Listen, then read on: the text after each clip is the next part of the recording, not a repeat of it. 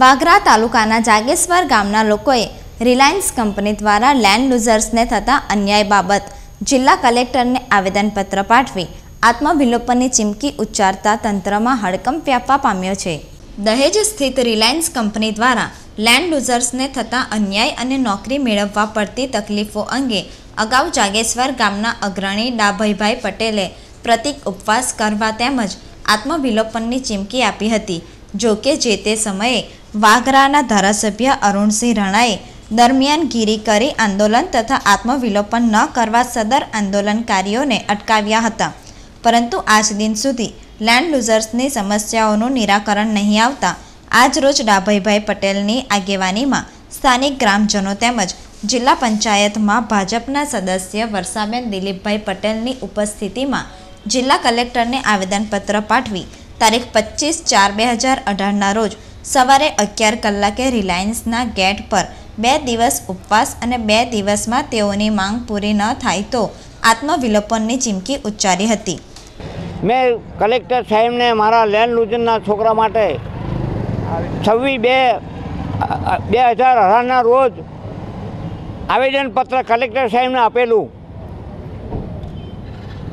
જે સ્થળોએ અધિકારીઓને આપવાનું હતું ત્યાં પણ અમે મોકલાવ્યું,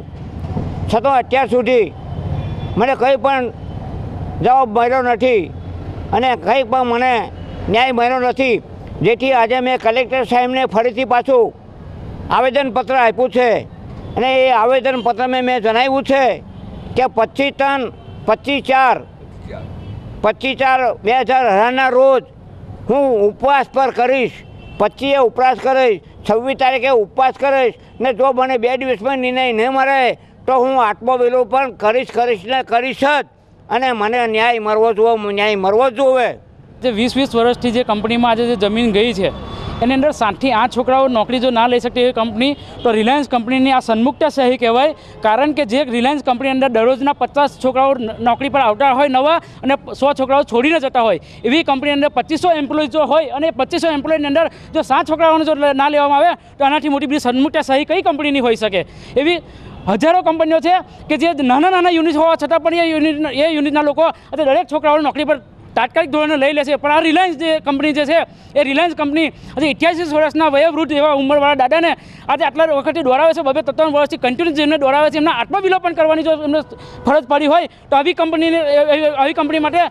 લેન્ડ લૂઝર એસોસિએશન અને જે વાગરા તાલુકાના જેટલા બી જે લોકો જે છે એ બધા 20-25 ગામોના સરપંચ બધા ભેગા થઈ અને એને બહુ મોટું ઉગ્ર આંદોલન કરશે અને આ લોકોને લેવા જ પડશે, કારણ કે અહીંયા એની સન્મુક્તાશાહી નહીં ચલાવવામાં આવે, કારણ કે અહીંયા કોઈ જમીન ગુમાવી છે, કોઈ ભીખ નહીં માંગતું,